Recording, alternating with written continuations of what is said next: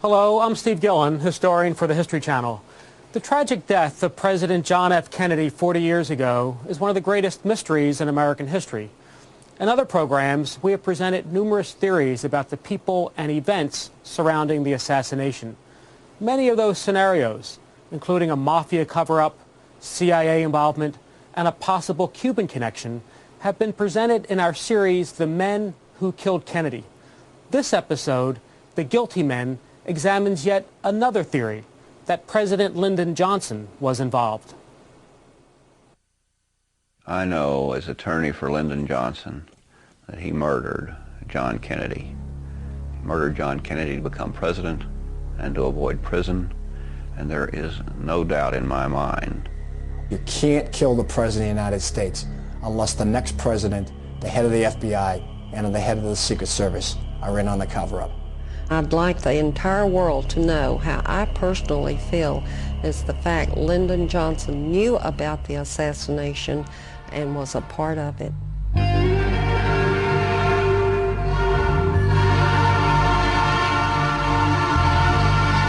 Deep in the heart of Texas lie buried some of the darkest and most well-kept secrets that tell us who killed John F. Kennedy in Dallas on November 22, 1963, and why.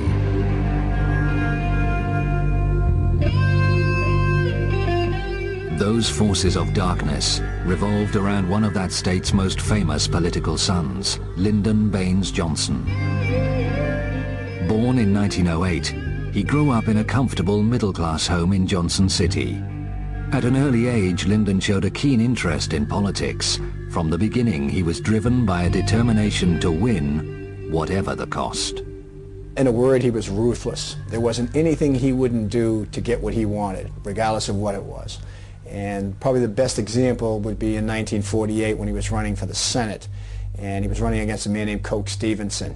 And the election was very, very close, a very small number of votes, which forced a recount.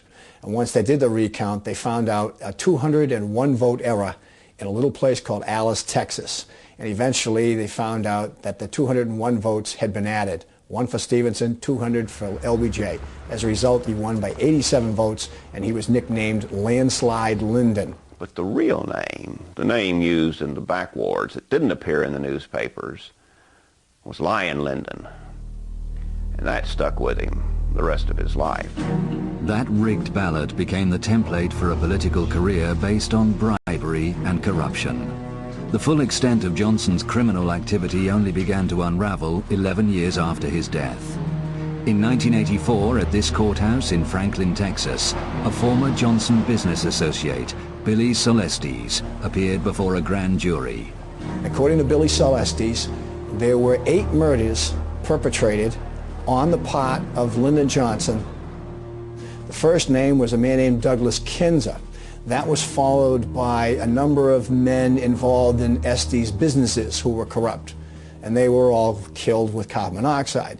Josepha Johnson's name is listed on this Justice Department document. That's Lyndon Johnson's sister. So Estes is accusing the Vice President of the United States of murdering his own sister. And the 8th name listed is the President of the United States, John F. Kennedy.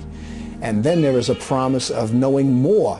And if Billy Celestes is telling the truth, and there is every reason to believe he is, it gives you an idea of the depth of the corruption and the ruthlessness of Lyndon Johnson. According to Estes' written testimony, that murderous cycle began in 1951 in Austin, Texas, at this downtown golf course known as Butler's Pitch and Putt. The killer was a Johnson henchman called Malcolm Wallace. Malcolm Wallace was born and raised in Texas. He was Texas bred, Texas educated, a very intelligent man.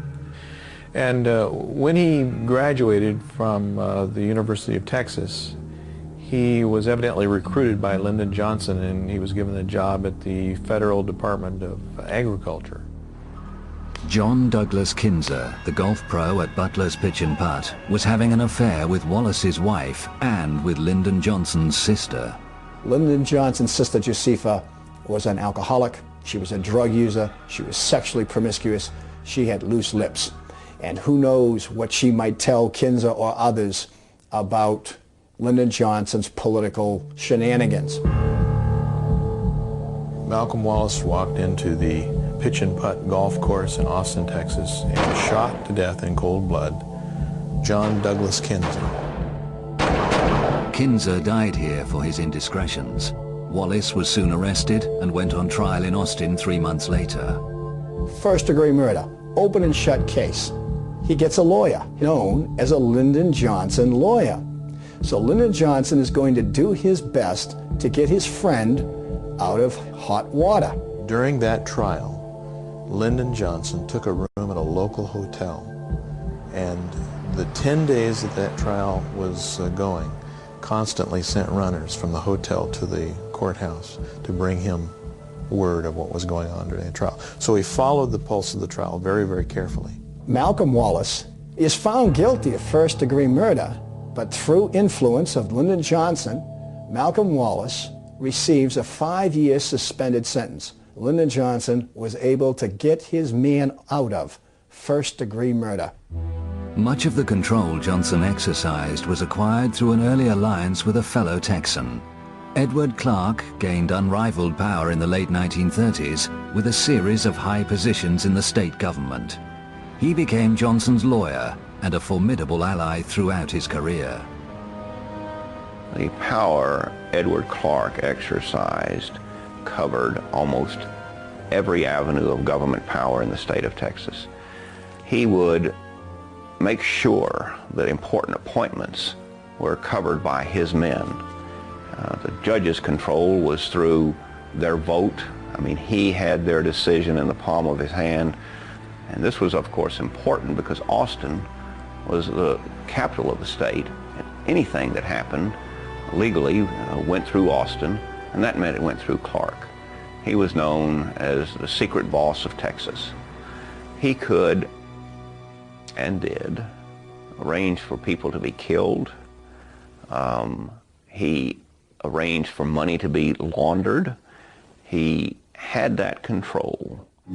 This building in downtown Austin became the headquarters of Edward Clark's all-powerful law firm. Barr McClellan was recruited as a young lawyer in 1966, 3 years after the assassination, unaware of the dark secrets hidden within. Soon after joining, in an after-hours conversation with John Coates, one of the firm's attorneys, Barr was made privy to an astonishing piece of information. Coates and I started talking, and in the course of it, John told me, if the truth be told, Clark arranged the assassination of Kennedy. It was a kind of statement that you can't easily forget, even though I personally chose not to believe it at the time. It stuck with me. Attorneys know they're acting behind a privilege. They can say things to each other. And this talk would go on at after-hours drinks, at Christmas parties, just traveling on the road. And it was like Johnson had to get Kennedy out of the way. I worked closely with Don Thomas, and Thomas was the business attorney to the president and was the second man in the law firm. Thomas and I did a number of cases together, and we traveled the state because he did not fly. We'd been to Dallas one day shortly after I became partner, and it was driving back, and just out of the blue, it seems now, looking back, that Thomas said, "I am the only living man who knows what happened in Box 13. And we know what that meant. That was the stolen 1948 election. I didn't say anything. Sometimes it's best just to listen. And then he looked away and added, but Clark took care of things in Dallas. At that point, what I'd been hearing in the law firm, what John Coates had first told me, I knew was true, because this came from a man that was Johnson's business attorney, one of Johnson's most trusted confidants, a man who worked very closely with Johnson during his maturing years, his growing up years, so to speak, and as president. And when I heard that, there was no question but that Clark had been behind the assassination, and he'd done it. Poor Johnson. I know beyond a reasonable doubt that Johnson murdered Kennedy. He acted through Clark. He saw that it was done, and he did it out of a corruption of power that is unequaled in our history. You've been watching The Men Who Killed Kennedy, The Guilty Men, a program which presents just one of the many theories about the assassination of John F. Kennedy. After becoming a senator in 1948, Johnson developed an unrivaled power base in Washington, using his forceful personality, political skills, and corruption. He established himself as one of the most influential men in the nation, but as vice president to Kennedy, he lost much of that authority. By 1961, his past was catching up with him. In Texas, Henry Marshall, a local agricultural official, had begun investigating one of Johnson's illegal sources of funding. Working out of these offices in Bryan, Texas, Marshall had become aware of Billy Solesti's misappropriation of federal cotton allotment funds. Attempts to buy off Marshall had failed, and his investigations were beginning to threaten the vice president himself. Billy Solestes became worried, Lyndon Johnson became worried, and some of them got together and decided, what are we going to do with Henry Marshall? So on one particular day, according to Billy Solestes, Cliff Carter, an aide to Lyndon Johnson, the vice president of the United States, and Malcolm Wallace got together. And finally, Lyndon made the statement, get rid of him. On June the 3rd, 1961, Henry Marshall failed to return home. An extensive search was made of the family farm near Franklin, Texas. His only son, Don, was 11 years old at the time and remembers that day well. My uncle found him on the second attempt when he went out to the place. He was in a very remote location, probably about 3/4 of a mile off the road. My mother had this stone placed here in order to mark the spot. The truck had blood around the sides of it. The side on the passenger side had a dent in the fender behind the passenger door, and that's apparently where my father's head was knocked into the side of the truck, and he had his eye damaged at that point. There were a number of yopon bushes that had been broken, and the gun was laying beside the body, and pretty much nothing else could be seen except signs of a struggle. Local officials immediately ruled it a suicide, despite overwhelming evidence to the contrary. He had been shot 5 times with a bolt-action rifle. He had enough carbon monoxide in his lungs to cause him to pass out at the time he died. There was no effort made to collect any evidence or preserve the crime scene. They had pretty much determined in their minds that this was going to be a suicide. When Billy Solestes testified before the grand jury in Franklin, he implicated Cliff Carter and Malcolm Wallace as the people that were most involved in my father's murder. Wallace being the trigger man and Cliff Carter being the one who arranged for the murder. I'm firmly convinced that Malcolm Wallace was the killer of my father. Who that would have aided, probably political power behind everything. Johnson would have been aided more than anyone else. The grand jury concluded Henry Marshall in 1961 was murdered, which means in simple language that the grand jury believed Billy Solestes when he told them that Lyndon Johnson had ordered Malcolm Wallace to kill Henry Marshall. But Johnson's dark dealings were not confined to Texas. In late summer 1963, one of his long-term partners in crime was about to be exposed for corruption by a Senate investigation. Bobby Baker was the secretary to the Senate majority. Basically, he was the secretary for the Senate, and he was one of Lyndon Johnson's closest associates. And everything that Lyndon Johnson wanted to perpetrate, he had Bobby's help. Essentially, if somebody wanted to get a military contract and they wanted influence of Lyndon Johnson to help them, they had to pay off Bobby Baker, who would then pay off Lyndon Johnson. It's the world of bribes. Bobby Baker was involved in a call girl service. He was involved in real estate scams. He was involved in dealings with organized crime. He was in dealings with oil men, particularly Clint Murchison, an oil millionaire from Texas. So as a result of all this, Bobby Baker was in big trouble. And with a little bit of inspiration on the part of the Kennedys that they could get Bobby Baker to talk, Lyndon was all done. Lyndon Baines Johnson, if Robert Kennedy had his way, would not only not be on the 1964 ticket as the vice presidential candidate, but he would go to jail for the corruption that he was involved with. Although Johnson faced political extinction at the hands of the Kennedys, he had powerful allies with their own agendas that threatened the president, as researcher Gregory Burnham explains. People would think that he had no enemies. He was so popular. He smiled. He appeared happy. Everyone loved him worldwide. But what people don't seem to understand is behind the scenes, he was making changes, and he was making them decisively, and he was taking some very, very daring steps. He was committed to pull out of Vietnam.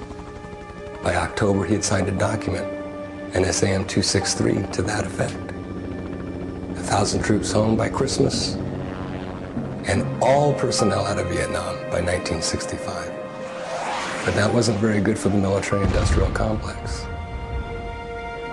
His abolishing the Central Intelligence Agency, pulling their teeth, holding them to task, back to why they were originally created by Truman. Their original mandate by law is only to coordinate intelligence, not to create the Bay of Pigs. NSAM 55 told the chairman of the Joint Chiefs of Staff that the CIA no longer can do that, and any military operation has to come directly from them to the president, period. That kind of a document really causes problems. But Texas was home to Kennedy's most dangerous opponents. Oil millionaires and billionaires in Texas were petrified of one major factor that John F. Kennedy was considering, cutting the oil depletion allowance. And there was no way they were going to allow that. Essentially, they would save billions of dollars if it stays as it is. It was called a 27.5% oil depletion allowance. John Kennedy thought it was too liberal. One of the key men in this case is Clint Murchison. Clint Murchison is an oil millionaire, owned 500 companies, but he was primarily an oil millionaire. He also controlled Texas, controlled Johnson. His major means of operating and controlling people and influencing people was a little hotel called the Hotel Del Charro in La Jolla, California. It cost $100 a day in the 50s. And at that hotel, he would invite all these powerful, influential people. Richard Nixon would come there. Key lieutenants of Carlos Marcello, the head of the mafia in New Orleans, used to vacation there. J. Edgar Hoover, the head of the FBI, used to vacation there. Free. Every summer for 10 summers. Free. Another Johnson man with close ties to Murchison was a wealthy Texan called D.H. Byrd. D.H. Byrd was an underboss for Murchison. He was a Del Charro regular. He owned the Texas School Book Depository. He also founded the Civil Air Patrol, which was a kind of military organization, and Lee Harvey Oswald was a member of the Civil Air Patrol. Another associate of Murchison at the time is Bobby Baker. Bobby Baker's in trouble with the scandals, and he was in all kinds of business deals with Murchison, and many of them were illegal. So Murchison was concerned that Baker and that corruption would lead to his door. And maybe not only would Baker go to jail and Lyndon go to jail, but maybe Murchison would go to jail. As the forces hostile to Kennedy grew in strength and number, they began to think the unthinkable: assassination. Finally, a new imperative forced their hand. Lyndon Johnson was in big trouble. The Bobby Baker scandal and the Billy Celeste scandal could destroy Lyndon Johnson's career. Lyndon Johnson would go to jail, and he was their man. He represented all these right-wing forces. There was an urgency to kill President Kennedy. They had to save Lyndon Johnson. The governor of Texas, first of all, is Lyndon Johnson's best friend in history. They went back decades together. In the 1948 vote scandal, John Connally was every much a part of that cover-up that took place. He was his campaign manager. It is without question John Connally who entices John F. Kennedy to Texas. Once they get him there, then they're in control of everything. Motorcade routes, the evidence, the Dallas police, everything.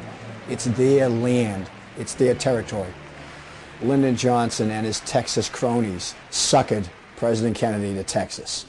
The late Madeleine Brown gained a unique insight into Johnson's role in Kennedy's assassination. She first met LBJ in 1948 at the Adolphus Hotel in downtown Dallas, when he was celebrating his election to the Senate following the infamous Box 13 scandal. I went, I was very young, and it was wonderful. Our relationship developed immediately. Lyndon gave another campaign party in Austin. It was 3 weeks after I met him at the Adolphus, and it was scheduled at the Driscoll Hotel. And, oh, it was so great to see him. I mean, for 3 weeks I had thought about him and how wonderful it was. We were dancing that night, and he says, I'll see you upstairs. And he put a key in my hand. I still have that key. It was exciting. I felt naughty, but I felt good. I fell deeply in love with him. Yes, I did. I was just the other woman in his life, and my emotions are still the same for him as they were when I met him as a very young girl, but I'll always love him. He was the father of my son, Stephen. That intimate relationship with Johnson continued for many years. Through him, she became familiar with the closed world of power politics in Texas. On the eve of Kennedy's assassination, she attended a party at this house in North Dallas, the family home of oil billionaire Clint Murchison Sr. There was an extraordinary guest list that night. We had H.L. Hunt, Murchison, Lyndon Johnson made an appearance. We had Hoover, we had Richard Nixon. They were the most influential people there. But I was under the impression that since J. Edgar Hoover was there, that it was to honor Hoover rather than anything else. When Lyndon came in, no one was expecting him. So when Lyndon arrived at Clint Murchison's, they all went into a conference room, and you could just feel the atmosphere. And when Lyndon came out, I was, of course, happy to see him. I did not know that he was going to be there. And he whispered in my ear at that time, those blankety-blank Kennedys will never embarrass me again. That's no threat, that's a promise. So he departed. The party rapidly broke up after Lyndon departed. A seamstress and companion, May Newman, provides confirmation that this party took place at the Murchison family home on the eve of the assassination. She lived and worked in another Murchison house in Dallas for Virginia, Clint Sr.'s second wife. She speaks here for the first time. I started working for Virginia Murchison in 1962 until her death in 1997, approximately 36 years. I remember well the night before the assassination. I worked with a man called Jewel Pfeiffer, black man, which was Virginia Murchison's chauffeur. He got a call from her stepson, John, at the big house. They were having a big party for a very special guest that was coming from Washington to go to the party by the name of Bulldog, which I found out later was J. Edgar Hoover. And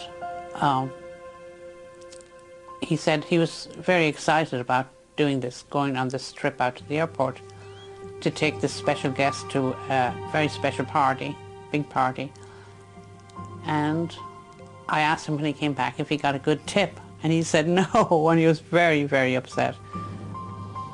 He had to go back that night to take J. Edgar Hoover to the airport to go back to Washington.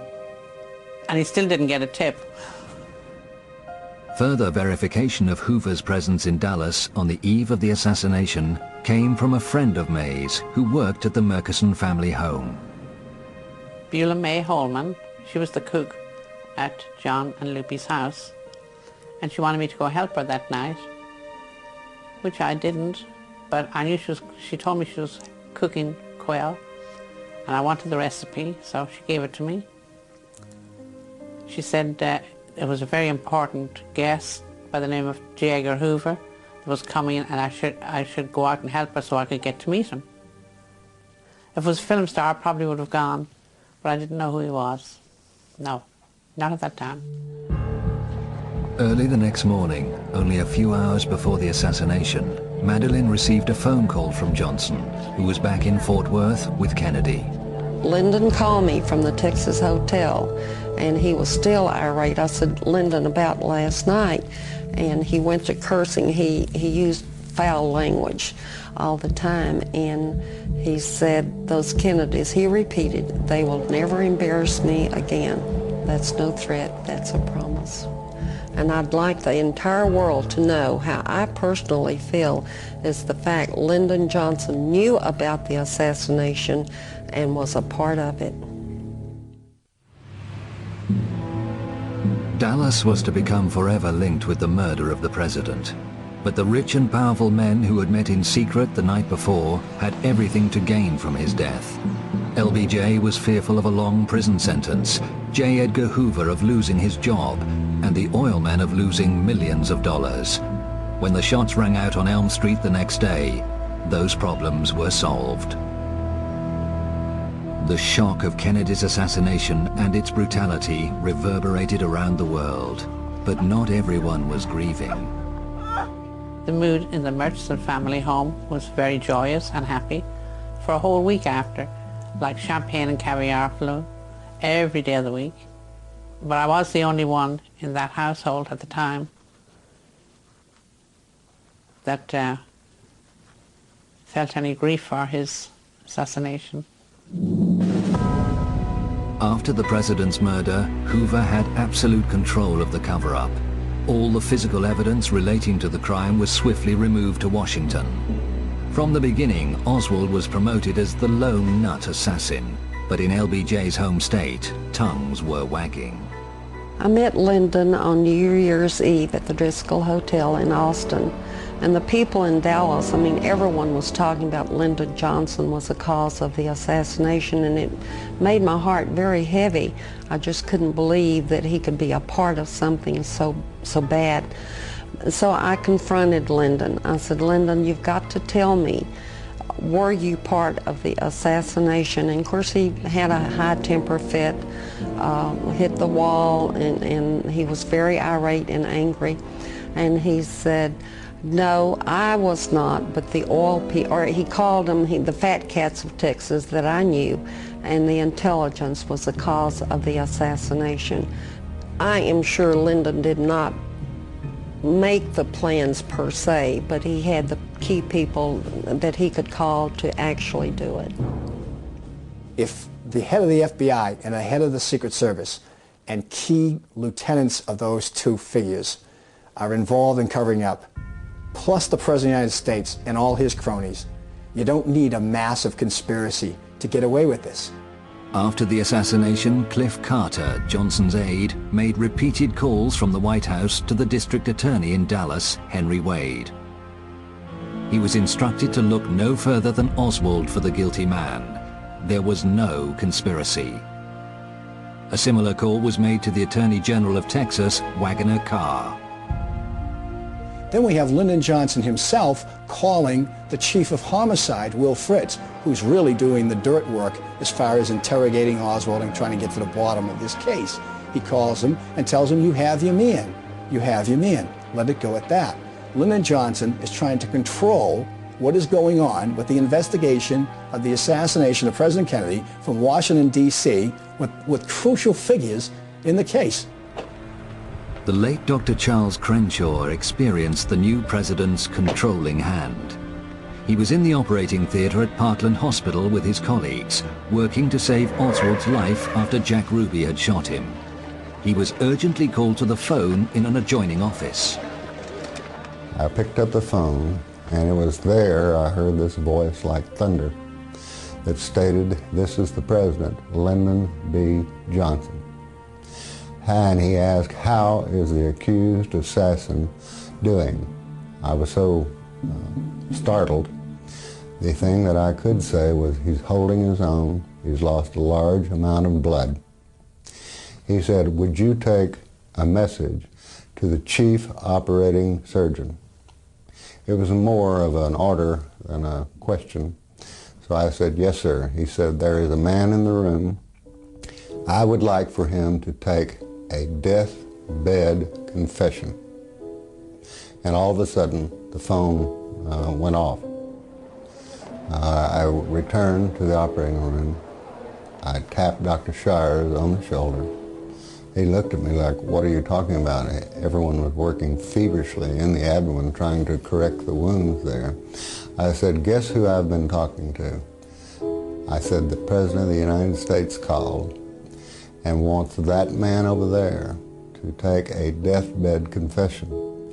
And Shires looked at me like I was crazy, and we both realized that there was no way Lee Harvey Oswald, had he survived, would have been able to give any testimony until 2 or 3 days after the procedure.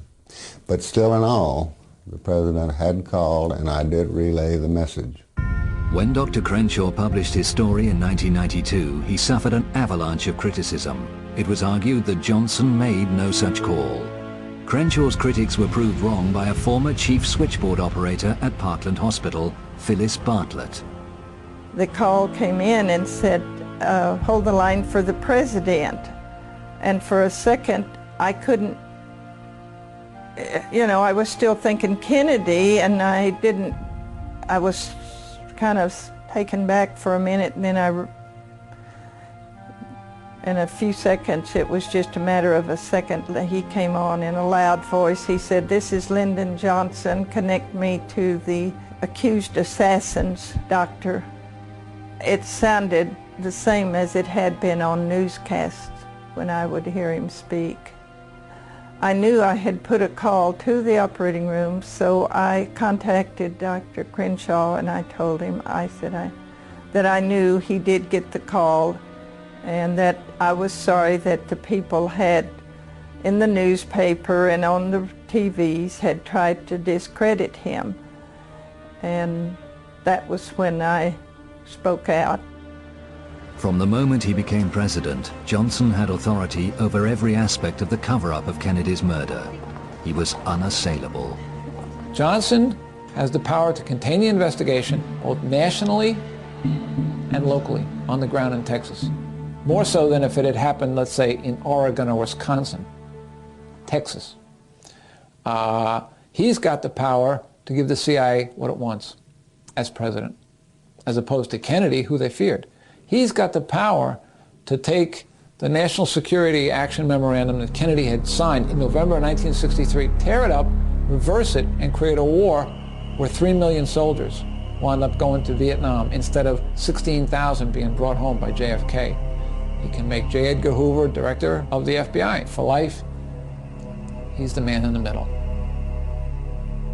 The only person that can answer all of the questions of who's at risk, who's going to gain the most, who wins in this deal, there's only one answer to that question, and that's Lyndon Johnson. And his ticket out was Elm Street. One of the most compelling pieces of evidence linking Johnson with the assassination is through his henchman Malcolm Wallace, the convicted killer of Douglas Kinzer.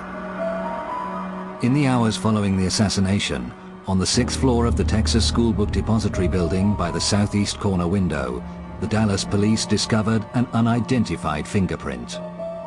The fingerprint is the ultimate part of the Mac Wallace story. The FBI fingerprinted every Texas School Book Depository employee, including the women employees who worked downstairs, never handled the boxes.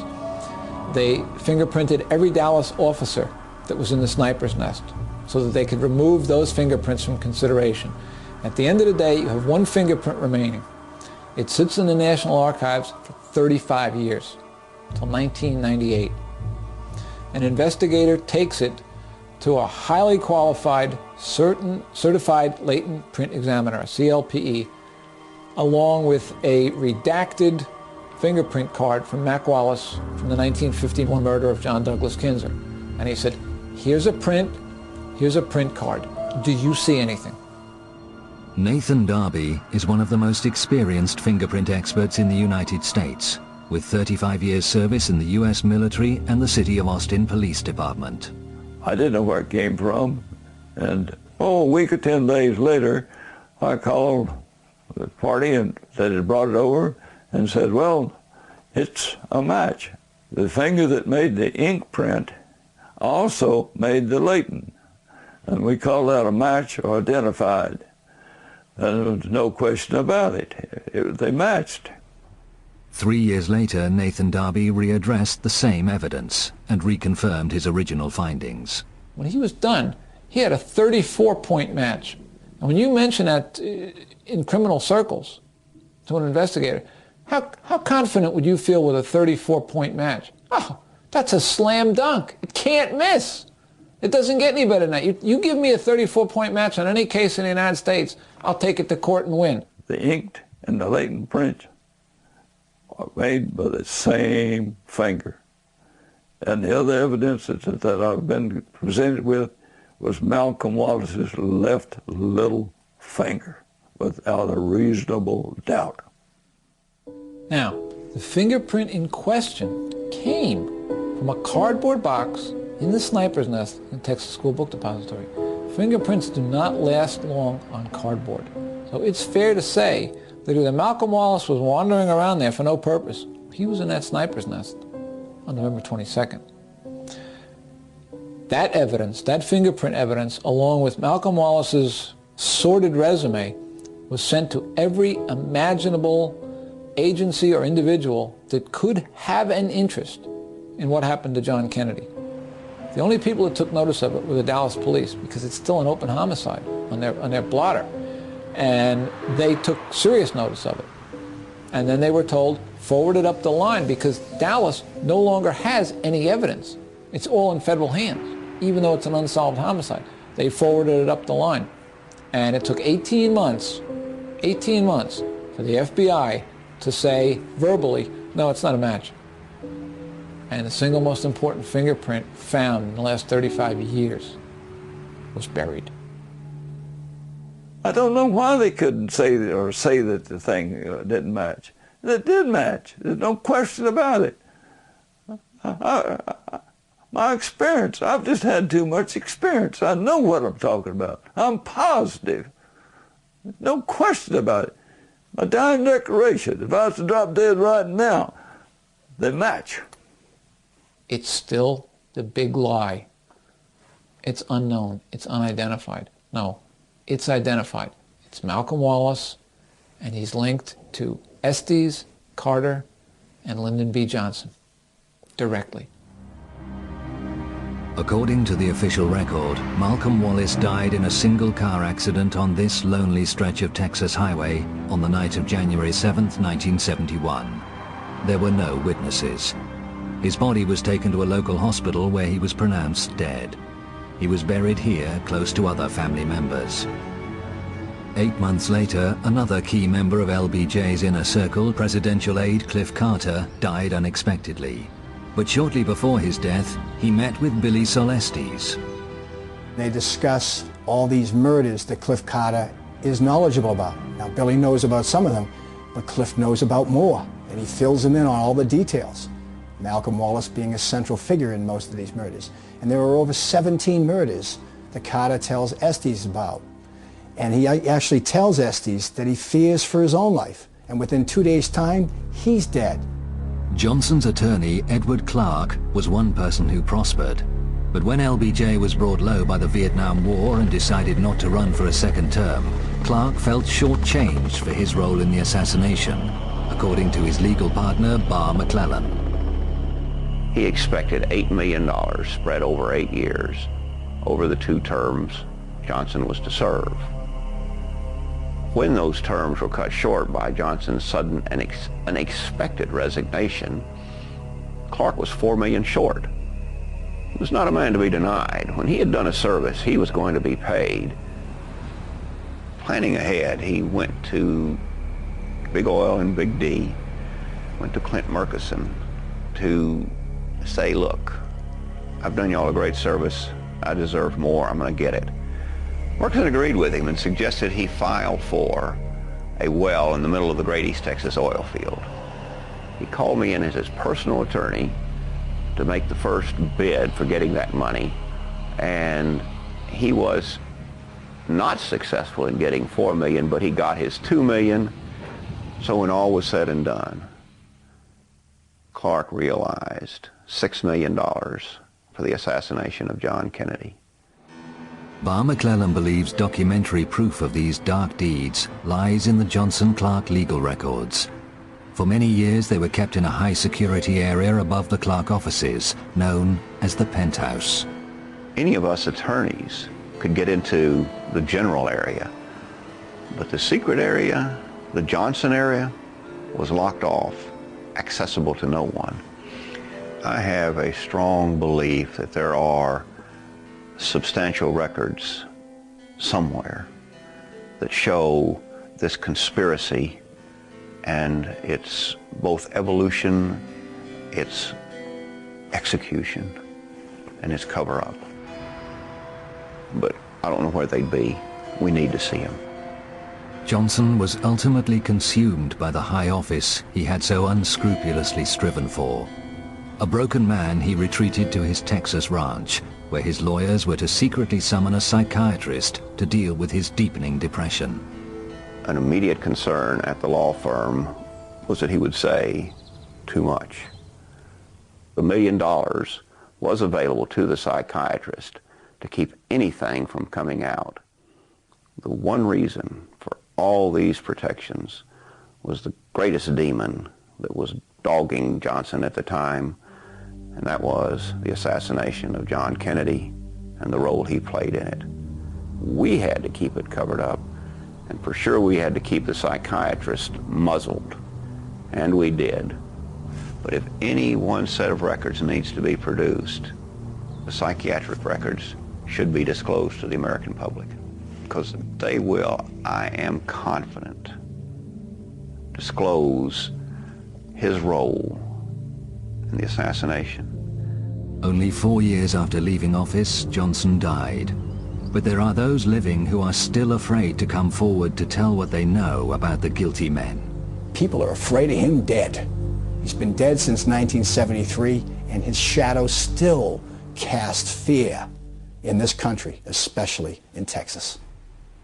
Undaunted, across the nation, the questioning voice of the American people will not be silenced. An overwhelming majority refused to accept their government's version of what happened in Dallas on November the 22nd, 1963. There's no statute of limitations on murder. If they're still continuing to cover it up in 20 more years, that's obstruction of justice. It's a conspiracy. The men who killed Kennedy don't end with the people who pulled triggers. It should be important to all of us that we get to the bottom of this. Just as John Kennedy's car took an incredible turn when it went onto Elm Street, 300 feet later, our form of government, our way of life, our way of respecting our government, our way of being respected by our government, took that same kind of bizarre wide turn, and we haven't gotten back on the straight and narrow yet. The Kennedy assassination was the end of faith in government. And so it's up to the little man to fight the odds. Davy Crockett, Sisyphus pushing his rock. Someone has to keep fighting the odds. And even though you know the chances are that you're never going to get a resolution to what you're fighting for, you have to fight for it anyway. Just the principle of justice. Just the principles of American democracy. Don't give up. Keep fighting. This episode has presented one viewpoint. We have also presented many other theories in numerous programs. For the History Channel, I'm Steve Gillen.